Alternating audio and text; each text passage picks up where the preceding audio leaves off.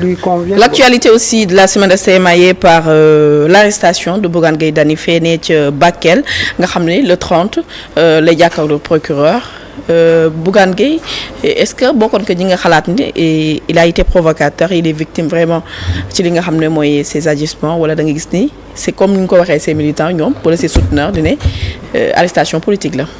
waaw avant may ñëw ci question bi. Comme vous avez dit. Non, il faut ñuy gaaw na parce que on a beaucoup de d'accord. Il nous reste 18 minutes. Pour dire que ni les enquêtes de moralité ba léegi mi ngi am. Mais comme monsieur Diallo a dit rek, c'est-à-dire il faut encore beaucoup plus de vigilance. Parce que muy ministère, muy présidence, muy primature am na une forme d'organisation. Courrier mënul tëb rek yegg ci ministre bi. am na fu muy jaar wala mënul tëb rek yegg ci premier ministre wala mënul tëb rek yegg ci président. Donc am na fu muy jaar quoi, donc il faut beaucoup plus de vigilance maintenant ak rigueur bi muy wax noonu. D'accord. Pour ce qui est de notre frère Bougane. D'abord dañ koy masaw. Xam nga mooy li ma wax léegi rek nos rapports politiques ci lay ñëwaat à chaque fois. C'est vrai que il y a une partie du Sénégal bu nekkoon en détresse wala bu nekk en détresse ñoom waxtaan nañ ci seen biir dans le cadre de leur coalition décider yóbbu fa ay ndimbal. Pendant ce temps président jiitu na leen fa. Nous sommes toujours dans une république, c'est vrai. Yaakaaruma ni Bougane dana duggeeg li mu doon def un esprit provocateur yaakaaruma ko xëy na peut-être nag. On est dans le milieu politique mooy li may wax rek ku ci nekk yaa ngi xool nooy jéem a régler ce problème pour être beaucoup plus visible wala pour mieux faire ba nga xam ne nii li ngay viser muy sa objectif di nga ko jot mais ak nu mu mënti demee c'est pas pour banaliser la République parce que buñ ko defee suñ bopp la ñuy fragiliser.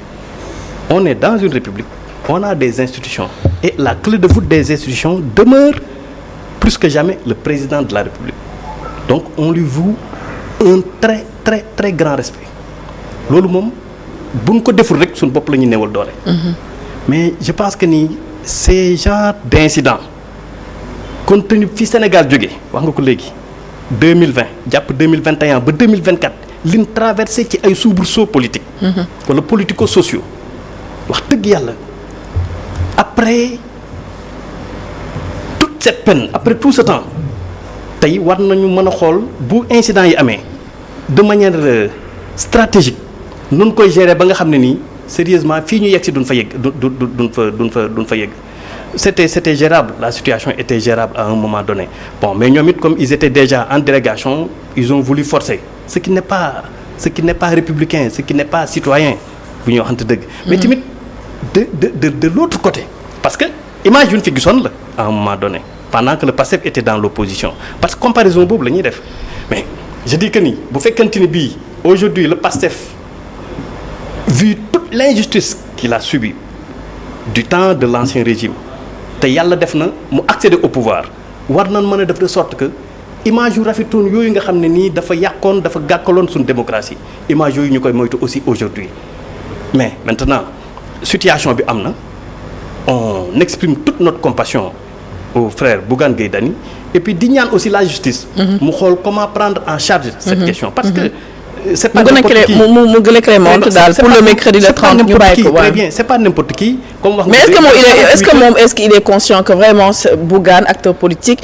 opérateur économique créer entreprise am na yenn yoo xam ne au delà de la politique tu peux pas te permettre quand même non. Parce que ne serait-ce que waxuma sax président baa ngi ñëw dañ la wax nga gaare xaar tuuti après nga demaat mais par respect pour nos forces de l'ordre et de défense waroon naa tax rek mu war a am attitude boobu mu am ci vidéo yi noonu rek est-ce que loolu moom tamit jël boppam rek saraxe ko pour dugg kaso. ça c'est vrai mais xam nga nit ki toujours il faut essayer de se mettre à sa place toujours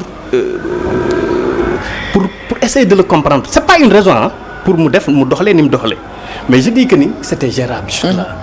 mënoon nañ fee bañ a egg. non mënoon nañ bañ a yegg si fii quoi c'était gérable parce que wax dëgg yàlla dund nañ loo xam ne nii ñaanatuñ yàlla di ko dund ci réew mi parce que nit ñi sonnoon tey nan et aujourd'hui am na feneen fu ñuy xaar fudul yaanama maana la wala jàppante boo xam ne nii lii lay jur. donc on n'en a pas besoin ñu ngi ñaan daal fii mercredi à la justice pour que mu clémente à son endroit.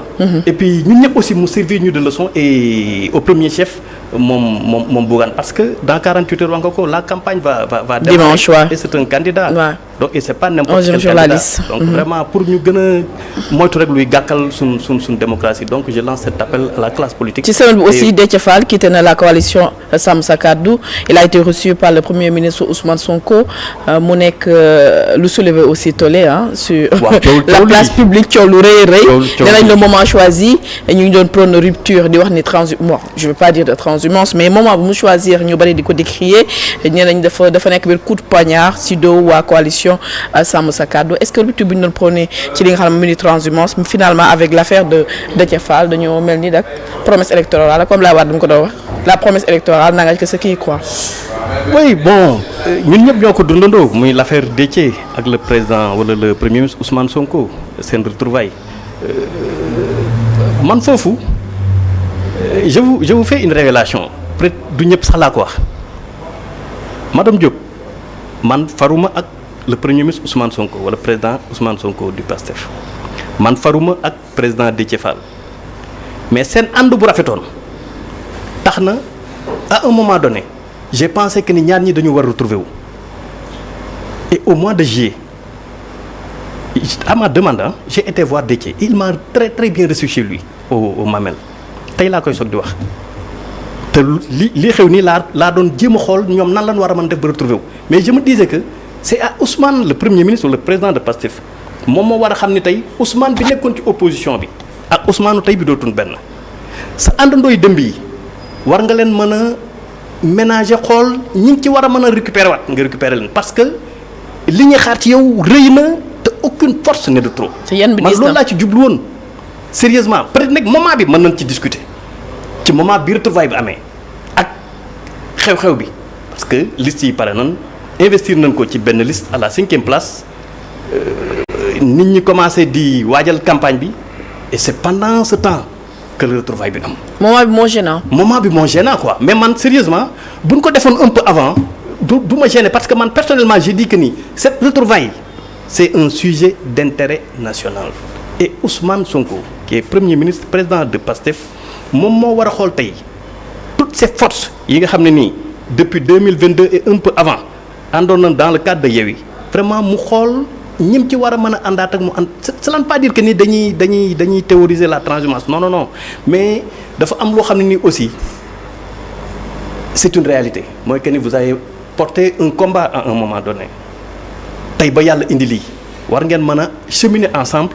pour yaakaar wala espoir bi PASTEF ak ses alliés suscité yaakaar boobu yàlla def ko une réalité. kon yaa ngi fekk ci idéologie président Macky Sall on a gagné ensemble on va gouverner ensemble. mais généralement c'est comme ça que ça se passe. boo xoolee avant Macky Sall c'était avec Ablaye Wade mais toujours mooy li monsieur Dia waxoon c'est des couteaux à double tranchant aussi avec le cas Wade gisoon nañ ko Moustapha Niasse en 2000 après la première alternance démocratique à 11 mois de gouvernance il y a eu la séparation avant Moustapha Niasse c'est Dansokho si je ne m'abuse yàlla na ko yàlla yërëm jégal ko xaare ko aljanna à 7-8 mois de gouvernance c'était la séparation moom ak Wade généralement on porte un combat ensemble on a gagné l'idéal c'est effectivement de gouverner ensemble mais ba léegi xam nga parti yi aussi dañu am seen autonomie dañu am seen liberté de ton dañu am seen liberté d'action dañu am seen identité yooyu mënoo leen ko refuser mais yow mi nga xam ne yow la yàlla jiital yow yaa mën a souple wala yow yaa mën a ànd ak tact boo xam ne nii di nga leen mën a gérer. ak exigence bi nga gis ci militant passé fii tu penses que loolu. non est-ce que nekkoon di wax loo xamante ne faisabilité ça va poser problème non mais quand même mooy li nga wax léegi on est dans une république aussi. c'est pas le PASTEF qui a porté monsieur Bassirou Diomaye Diakhar Faye à la présidence de la République. c'est vrai que les choix war nañ ko xool bu baax a baax mais tamit que le PASTEF ne se trompe pas c'est 54% des électeurs. déjà da ngay foofu sax lu war a leeral la parce que da ngay 54% des Sénégalais non c'est pas 54% des Sénégalais. des électeurs inscrits sur le fichier. très bien parce que nous faisons plus de 18 millions. doyen wax na ko léegi. 10 millions sax nekk 18 millions yooyu ñaata ñoo ci am 18 ans. âge pour voter ci ñooñu am âge pour voter ñaata ñoo ci bindu. ci ñooñu bindu ñaata ñoo ci voté ji. donc nan def attention. donc que le PASTEF ne se trompe pas. donc c'est pas parce que effectivement ils ont porté un combat ensemble. Le fichier c'est 7 millions. 7 millions. Très bien. Même pas 8. Matuñu très bien. La coalition Diomaye a eu 2 millions et quelques. Sur donc 8 millions. c'est-à-dire sur 18 millions. c'est pour dire que ni nañu xoolaat même suñu discours bi ñun. D'accord. les acteurs politiques nañu ko D'accord. xoolaat. On est presque donc doyen on a deux. Oui le cas Bougane et le cas Déthié Fall ma bàyyi ko ci lecture. La récente arrestation de Bougane boobu day soulever benn débat important mooy sur le respect républicain ensuite sur la coopération l'obligation de coopération avec les autorités administratives boo xoolee ñu bari dimbali nañu waaw gox boobu ñu bari def nañ ni man mais amul autant de bruit. waaw Serigne Boubou da yóbbu na fa 15 millions ak ay biens vivres kenn yëgul nag. te ñoom xam ni ñu ko doxalee dafa simple. dañu ñu jox ko autorité bi. administrative. C'est comme ça que ça se passe. mais léegi nag boo demee yow en tant que acteur politique nga dem pour dugg ñu ne la lii ak lii tu devais te soumettre à leur désir en tant que républicain. Est-ce qu'il n'était pas aussi dans la provocation? Ouais. Non, on était cet incident-là, ça s'inscrit dans une dynamique de provocation.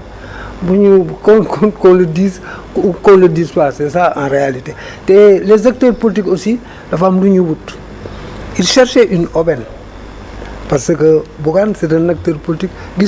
Chaque fois, ces actions-là, on donne l'impression quelqu'un qui voulait qu'on parle de lui, attirer l'attention sur lui, forcément. léegi nag loolu moo ko jural lii mu indi ko bien vrai am na ci un gain politique parce que il a réussi à occuper la scène médiatique pendant un week-end. Bon donc am na ci benn gain politique mais au-delà de ça vraiment ces actions là war na ko gën a paramétrer. te bu dëgg li nga wax doyen c'est vrai que Barthélémy Diaz mooy tête de liste bi sàmm sa kàddu mais on parle plus de Bougane que de Barthélémy Diaz. récemment sax lañ commencé ba ñu tëjee Bougane lañ commencé wax ci Barthélémy. donc ça te gis naa ne chaque fois. dafay bëgg mesurer wu à Ousmane Sonko wala chaque fois aussi bu Ousmane Sonko defee benn action mu jéem ko def chacun de nous véhicule en lui-même une expérience qui lui est particulière un vécu qui lui est singulier et une conviction qui lui est profonde man mii munu quel que soit li ma bëgg wala kii dafa am yoo xam ne mënuma ko. C'est ma nature, c'est mon identité. Léegi en tant qu'acteur politique il doit se frayer son chemin mais boo bëggee lu kële def nga def ko finalement nit ñi sax tu ne te retrouves pas. te roy du niroog pire mu. Donc il doit se forcer une identité doxalam ainsi de suite. Maintenant au pouvoir aussi ñu bañ continuer parce que jàpp nañ ko jàppaat ko à force de le tenir de leen parce que la prison. mais lii mu def nii aussi bu ñu ko jàppatuloon tamit. vraiment parce que li mu def c'était trop flagrant ñeerewuñu ko kaso mais tamit. certainement dinañ ko bàyyi. dafa défier les FDS aussi. waaw wax naa ko mais dama ne bu ñu toppee aussi rythme bi chaque fois dañ ko jàpp nañ ko fi bàyyi ko jàppaat ko fi bi moom c'était inévitable. espérons que mercredi ñu bàyyi ko mu ñibbi këram loolu lañ koy ñaanal. on va prier pour lui. on va prier bon retrouvailles Sonko Déthié Fall. bon retrouvailles boobu boo defee lecture depuis des mois war laa bett parce que depuis des mois kii nu mu tuddee depuis la présidentielle Déthié Fall est silencieux. Ensuite dugg na coalition sàmm sa kàddu mais il n'était pas visible doo gis gars yi toog mu toog fa doo gis ensuite amaana beneen élément def na sortie wane ne Ousmane Sonko woowu ko depuis que loolu mooy lan c'est un appel du pied boo ma woowee mu ñëw léegi nag lan mooy problème bi parce que dafa ànd ak ay nawleem jox leen seen casier judiciaire am jox leen toutes ces pièces yi nga xam ne c'est pour un candidat ñu jox la ko lépp nga jox ko après nag nga wëlbatu ko def li nga def li mu def defuwul. li moom ça ne se fait pas parce que. mën nañu ko assimiler lu fi Djibi Ngom defoon. bon. en tout cas moom xaw na ko niroo parce que moom tamit dafa nekk ci liste ba pare te def li mu def loolu wax dëgg yàlla rafetul kenn en tout cas ñu bari moom ak ñu mel ni man duñ ko rafetlu. D'accord. Donc ça veut dire que c'est un acte à ne pas faire c'est un exemple à ne pas copier léegi nag par rapport à ses relations avec le Pastef quoi ça a été sa chute naturelle Déthié foofu la xëj foofu la war a dem. kon man erreur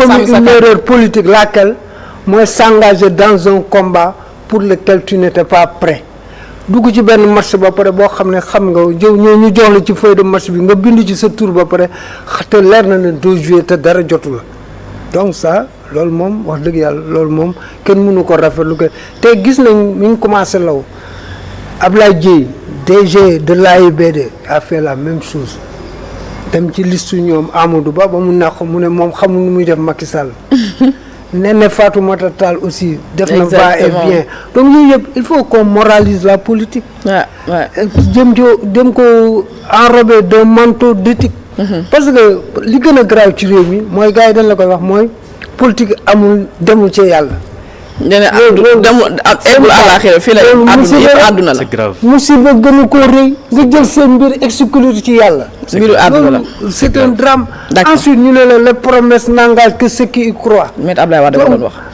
kon bu dee la parole donnée qu'est-ce que ça vaut maintenant D'accord. gis nga Bour Sine dafa defoon benn kii ne moom engagement ne dina témoigner le 5 septembre 1895 pour Serigne Touba au bureau ba ca Ndar mais bi mu demee voyage la veille soo bëgg ne nga woo ko ne ko mais sëñ bi am na loo fàtte de suba da nga war a dem Ndar mun ko effet il est retourné nee na j'ai donné ma parole Lat Dior bi mu ñëwee ci Cheikh Amadou Bamba ne day dem pour son ultime combat Cheikh Amadou Bamba ne ko toogal fii ma dimbale tu ne vas pas mourir mu ne ko joxe naa sama kaddu ba pare donc que les hommes la parole donnée waaw dañuy sàmm seen kaddu sénégalaise à plus forte raison nga nekk ci organisation boo xam ne moo tudd sàmm kaddu nga ne yow génn nga ci sa sàmm sa kaddu